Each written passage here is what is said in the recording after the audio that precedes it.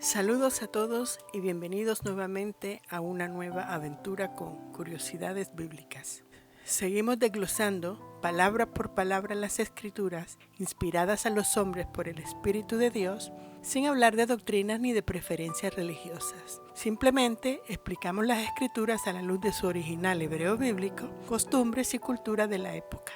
Por favor, inscríbase a nuestro canal, compártalo y deme un me gusta, lugar de donde nos escucha. Gracias por estudiar con nosotros. En el último video hablamos sobre la circuncisión de Jesús, que es el pacto que Dios hizo con Abraham.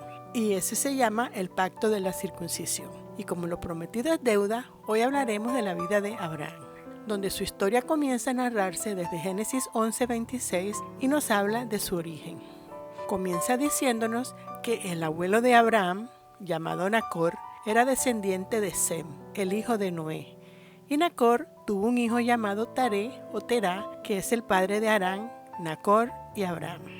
Ahora les daré los significados de los nombres de sus descendientes para cultura general. Harán significa montañero, Nacor, resoplar o roncar, y Abraham significa padre exaltado.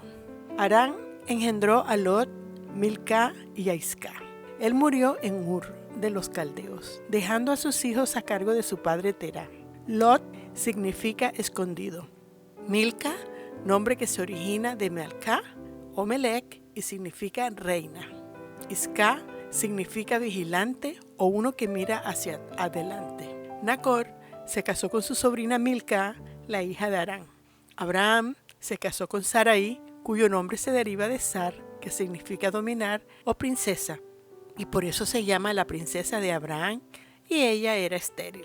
Abraham nació en Ur de los Caldeos. Sus antepasados eran personas vinculadas a Dios, ya que descienden de Noé y de su hijo Sem, y que por Sem nacen los llamados semitas. En los tiempos de Abraham, todos los pueblos se habían vuelto corruptos nuevamente, y es por eso que Dios hace su llamado a Abraham, porque Dios quería que todas las familias de las naciones se volvieran a Él nuevamente. Sigue narrando la escritura que su padre Taré o Terá salió de Ur, tierra de donde estaban establecidos, y había constituido una familia y riquezas, y algo tuvo que haber sucedido, puesto que por razones que la escritura no describe o yo no los vi, tomó a Abraham su hijo, a su nieto Lot y a sus hermanas, Sarai, su nuera, y se fueron de Ur con destino a Canaán. Y tenían que pasar por Harán, donde se establecieron sin alcanzar su destino final, que era Canaán. Pero su otro hijo Nacor o Nahor no salió con ellos. Él se quedó en Ur de los Caldeos, formando ahí su propia familia. De él volveremos a escuchar mucho más adelante. Taré o Terá murió en Harán cuando tenía 205 años, de acuerdo a las escrituras. Antes de continuar, veamos cómo era la ciudad de Ur, lugar de donde salieron. Ur era una ciudad antigua localizada al sur de Mesopotamia. Las excavaciones han documentado el elevado grado de cultura en aquella civilización. En la época de Abraham, con una estructura sociológica religiosa muy compleja y moralmente depravado. Eran muy idólatras, tenían una escritura desarrollada, una matemática muy avanzada, ya que se hallaron también tablas de multiplicar y dividir, ejercicios de raíces cuadradas y cúbicas y geometría práctica. Hoy en día sus ruinas se encuentran en el medio del desierto de Irak. Ahora veamos el llamado de Abraham por Dios que se encuentra en Génesis 12 del 1 al 3 y leo. Y el Señor dijo a Abraham, vete de tu tierra, de entre tus parientes y de la casa de tu padre, a tierra que yo te mostraré. Haré de ti una nación grande y te bendeciré y engrandeceré tu nombre y serás bendición. Bendeciré a los que te bendigan y al que te maldiga maldeciré. Y en ti serán benditas todas las familias de la tierra. Vemos que Dios le ordena a Abraham dos cosas. Esas son dos cosas con las que quizás todos nos podemos identificar, como las cosas que estamos muy apegadas. Y son, primero le pidió salir de la tierra y segundo, salir de entre su parentela. El salir de nuestras tierras nos convierten en extranjeros donde quiera que vayamos. Implica muchos cambios que no sabemos si estamos dispuestos a afrontar. Es comenzar de nuevo. Ahora, lo más interesante de esta orden fue hecha a Abraham cuando él tenía 75 años de edad. como para comenzar una nueva vida en un lugar desconocido, que ni siquiera podía hacer una búsqueda en Google para por lo menos tener una idea de qué esperar de esas nuevas tierras. Y con respecto de dejar a su parentela, otra orden muy difícil, teniendo en cuenta su unidad con la familia y me imagino el apoyo que tenían los unos con los otros. Toda esta historia me recuerda muchas cosas. Primero, a mi padre. Las muchas veces que le pedimos que saliera de su tierra y se viniera a vivir con nosotros, y se negó porque él decía que ya era muy viejo para comenzar una nueva vida en un país desconocido, que no sabía el idioma ni podía trabajar, y tendría además que depender económicamente de nosotros. Y él era, a pesar de su edad, muy independiente. Era un paso con muchos cambios que requería de mucha meditación. Fue muy duro para él tomar la decisión y eso que no iba a estar solo, porque básicamente toda su familia estaba de este lado y le brindamos nuestro amor, casa, comida, apoyo, libertad económica y no tendría que trabajar si no quería. Y ahora tendría una nueva vida donde podría disfrutar a sus nietos y tener una vejez como la que él se merecía, tranquila. Hasta que después de mucho pensarlo, salió de su tierra a vivir en tierra extranjera, pero con nosotros. Otra cosa que me recuerda, que nunca realmente podré olvidar, y es que en un viaje que yo hice a mi país, alguien me dijo una profecía donde me dio precisamente este texto bíblico, Génesis 12:1, a lo que me cayó sumamente mal, muy fuerte, porque ¿cómo Dios me iba a pedir que me alejara de mi familia? Lo que yo más amo. Por supuesto que yo me enojé y juré de veras irme y no volver nunca más. No me aparté de Dios por esa petición porque Dios es bueno, pero la verdad que estaba demasiado enojada. Y gracias a Dios, esa no fue la actitud de Abraham. Por supuesto que no es lo mismo que el propósito que le dio Abraham. Ahora que sé lo que significa este texto, entonces pude entender el propósito de Dios para esta palabra que me enviaba. Él tenía algo para mí que no se iba a poder cumplir mientras que yo estuviera en medio de mi familia. Y analizando mi vida después de todo este tiempo me he dado cuenta cómo ha cambiado mi vida. Nunca hubiera sido quizás lo mismo quedándome a vivir con mi parentela y mi tierra. Lo único que sé es que ahora, después de tantos años que han pasado, Dios me ha permitido vivir experiencias que nunca soñé vivir, entre las cuales está la de haberme casado con un judío, el cual ahora conoce a Jesús como su Señor y Salvador. Y con esto podemos ver que Él estaba entre los planes de Dios, pero conmigo. Y ya esto es una ganancia en el reino de Dios. Y me dio unos hijos y nietos y nueras y yernos, ni de qué hablar. Demasiado bellos. Es una locura lo que Dios hace con nosotros cuando le obedecemos. Pero volviendo al tema de Abraham, yo me pregunto, ¿por qué Dios hizo todo esto con él? La razón por la que Dios escogió a Abraham está registrada en Josué 24 del 2 al 3 y leo. Y Josué dijo a todo el pueblo, así dice el Señor Dios de Israel. Al otro lado del río habitaban antiguamente vuestros padres, es decir, Taré, padre de Abraham y de Nacor, y servían a otros dioses. Entonces tomé a vuestro padre Abraham del otro lado del río y lo guié por toda la tierra de Canaán. Multipliqué su descendencia y le di a Isaac. Abraham tenía que dejar atrás la idolatría, tenía que salir, tenía que erradicar todo eso que lo detenía. Y por eso Dios le dijo que saliera, porque su familia servía a otros dioses, a los dioses de Ur, y eso le seguiría atando. Así que salió Abraham y su esposa con su sobrino Lot y su familia. De modo que él no se fue solo, desobedeciendo así parcialmente a Dios. Y me imagino por qué. Porque quizás tenía temor a lo desconocido y no quería estar solo, y apenas iba a iniciar una relación con un Dios que yo diría que no conocía totalmente. Quizás como Job, de oída, pero no era necesariamente conocerle de vista. Así que él tenía que tener una experiencia personal. Ahora quiero mostrarles lo que dice este verso en su versión original hebrea y veamos la diferencia que hay. A lo que se traduce, deja tu tierra, en el hebreo hay dos expresiones que son lek, lekaj, donde lek significa ir, pero al agregarle la otra expresión que es lekaj, le cambia el significado. Entonces, la correcta traducción debió haber sido sal de tu tierra por tu propio bien o sal de tu tierra para tu propio beneficio, queriéndonos decir que el hecho de salir de sus tierras y de entre sus padres, su vida iba a sufrir un cambio radical, porque este hecho rompía con sus costumbres y tradiciones familiares, ya que de acuerdo a las costumbres de la época, la familia vivía bajo la cobertura de sus padres y Abraham, aunque era un hombre casado de 75 años de edad, tenía que estar sometido a sus padres, incluyendo las decisiones importantes de su vida, tales como si seguir o no al mismo Dios que ellos servían, la mujer con quien se tendría que casar, y como nos narra la Escritura, que fue su padre quien tomó la decisión de salir de Harán, tomando con él su familia. El lugar a donde Dios lo enviaba era hacia Canaán, tierra de sus antepasados, destino final que su padre tenía cuando salió de Harán, el cual su padre no lo terminó, y a este punto no sé por qué su padre cambió de idea y se quedó en Harán.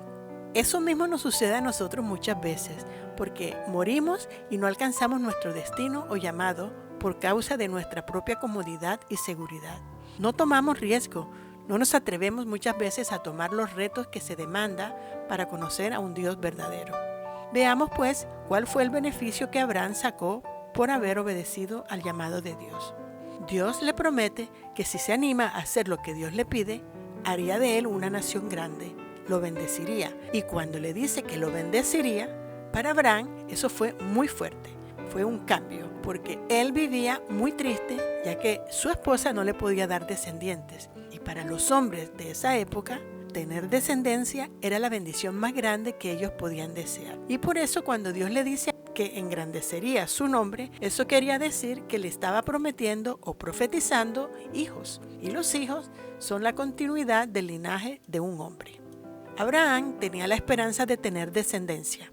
Pero note que al principio dijimos que su mujer, Sarai, era estéril. De manera que lo que Dios iba a hacer con él iba a ser algo extraordinariamente grande.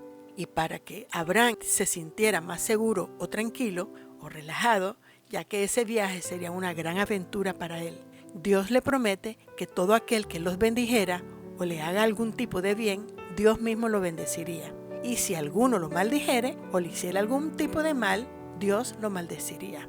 ¡Wow!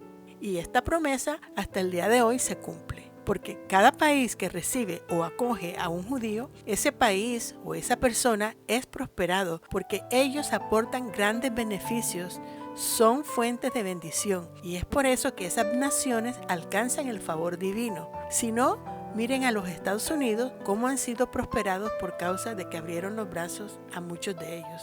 Y además, nosotros somos salvos ahora para poder ver la gloria de Dios gracias precisamente a un judío.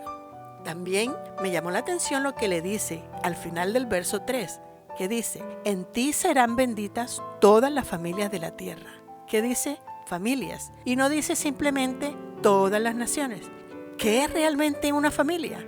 Investigando un poco acerca de este concepto, me di cuenta que lo que es familia para nosotros no es el mismo concepto de la época, y así mismo los hebreos lo utilizaban. Según nuestro concepto, una familia es un grupo de personas, animales o cosas de la misma clase, especie o género. Y como siempre, se me dio por buscar la etimología de la familia, y miren lo que encontré. Encontré que el origen etimológico de esta palabra lo encontramos en el latín famulus, que es un término utilizado en la antigua Roma para designar a los sirvientes y en muchas ocasiones también utilizado para llamar así a los esclavos. Pero con el transcurrir del tiempo se siguió utilizando el término de famulos para denominar a aquellos que tenían parentesco sanguíneo y vivían en una misma casa, aunque nada tuvieran que ver con las tareas de servidumbre. Y esto es sumamente interesante. Miremos lo que dice Génesis 15:2 y leo. Y Abraham dijo, oh Señor Dios, ¿qué me darás puesto que yo estoy sin hijos y el heredero de mi casa es Eliezer de Damasco? Dijo además Abraham, he aquí, no me has dado descendencia y uno nacido en mi casa es mi heredero. Como vemos, aquí lo que Abraham dijo fue que él no tenía herederos, que su único heredero era por adopción, que en hebreo se dice Ben Meshek, mi hijo heredero por adopción, o mayordomo, que en realidad lo que esto quiere decir es que Abraham estaba dispuesto a dejar su herencia a Eliezer, su siervo fiel, o su mayordomo por causa de no haber tenido hijos, porque éste se convirtió en su hijo adoptivo, ya que era la costumbre de pasar la herencia a un esclavo. Los arqueólogos han descubierto acerca de esta práctica cuando encontraron las tablillas llamadas Nuzi, que dice que la adopción se empleaba para que la propiedad familiar no pasara ilegalmente a extraños. Y con lo que Abraham le dijo a Dios, nos prueba la práctica de esta costumbre. Y en el libro de Mateo 12:50 nos relata lo siguiente. Él aún estaba hablando a la multitud. He aquí su madre y sus hermanos estaban afuera, deseando hablar con él. Y alguien le dijo, he aquí, tu madre y tus hermanos están afuera deseando hablar contigo. Pero respondiendo él, al que se lo decía, dijo, ¿quién es mi madre y quiénes son mis hermanos? Y extendiendo su mano hacia sus discípulos, dijo, he aquí mi madre y mis hermanos, porque cualquiera que hace la voluntad de mi Padre, que está en los cielos, ese es mi hermano y mi hermana y mi madre. Esto es una confirmación muy fuerte, amigos, porque no es definitivamente el mismo concepto nuestro. Confirmando a Jesús con todo esto que ha dicho, lo que es una familia para él. Es solamente aquel que hace la voluntad del Padre Celestial, que les sirve y que están unidos en el mismo pensamiento, ideas o creencias. Así que lo que entiendo con todo esto es que el reino de los cielos, la familia de Dios, está formada única y exclusivamente por todos los siervos que fueron adoptados por Dios a través de Jesús y que decidieron servir y quedarse en casa con Él y están en unidad con Él, Ehad en hebreo, porque Él es el Padre y así como Él eligió a su hijo Abraham para que sea nuestro Padre por medio de la fe, asimismo escogió a Jesús para que seamos coherederos juntamente con Él. Nos lo dice en Romanos 8:15, 18 y leo, pues no habéis recibido un espíritu de esclavitud para volver otra vez al temor, sino que habéis recibido un espíritu de adopción como hijos, por el cual clamamos, Abba Padre. El Espíritu mismo da testimonio a nuestro espíritu de que somos hijos de Dios y si hijos, también herederos, herederos de Dios y coherederos con Cristo, si en verdad padecemos con Él, a fin de que también seamos glorificados con Él. Moraleja, Dios quiso hacer un pueblo para Él y escogió a Abraham para darle inicio. Y escogió a un hombre que habitaba en medio de un pueblo pagano e idólatra. De esos mismos lugares nos escoge Dios a nosotros. Y es por eso que era necesario que Él se alejara de ese medio ambiente, de las costumbres de su casa paterna. Y asimismo, Dios nos escoge a nosotros para su servicio. Pero nos es necesario apartarnos de todo aquello que nos pueda impedir o atrasar en el camino. Tenemos que dejar todos los conceptos preconcebidos, enseñanzas religiosas o dogmáticas, ponernos de acuerdo con lo que realmente Dios dice en su palabra para nosotros, porque si no, todo esto se va a convertir en una gran barrera, como dijo Jesús en Mateo 9:17, que no se puede poner vino nuevo en un odre viejo, porque se rompería. Para poder asimilar las cosas nuevas que Dios quiere darnos a beber y mostrarnos, tenemos definitivamente que vaciar nuestras mentes. Una de las cosas que tenemos que aprender de esta historia es que el caminar con Dios demanda la demostración de la esencia de Dios, que es el amor. Y así poder impactar a todas las naciones que por causa de nuestro testimonio muchos lleguen a Dios y anhelen agregarse al pueblo de Dios y convertirse en un siervo de Él. En el camino yo he aprendido que Jesús fue rechazado, despreciado al punto que lo llevaron a la cruz, a la muerte. Pero Él no despreció a nadie. Él habló su verdad muy clara, dejó que sus oyentes tomaran sus propias decisiones, pero Él amó de todas formas, ya que la esencia que debemos seguir fue la que Él siguió, la del amor, no la de la religión. No se pierdan el próximo episodio de la vida de Abraham, que continuará la parte 2. También no se olviden por favor de suscribirse a este canal, de compartir este mensaje para que otros también se alimenten y crezcan espiritualmente. Dele por favor un me gusta y comente con amor, para edificar y no para destruir. Expandamos pues el amor de Dios por todas las naciones. Y como siempre mi proverbio, No olviden que nadie les lea las escrituras. Léalas y escudriñelas usted mismo. Que nadie le cuente. Solo se las confirmen. Bendiciones. Shalom. Shalom.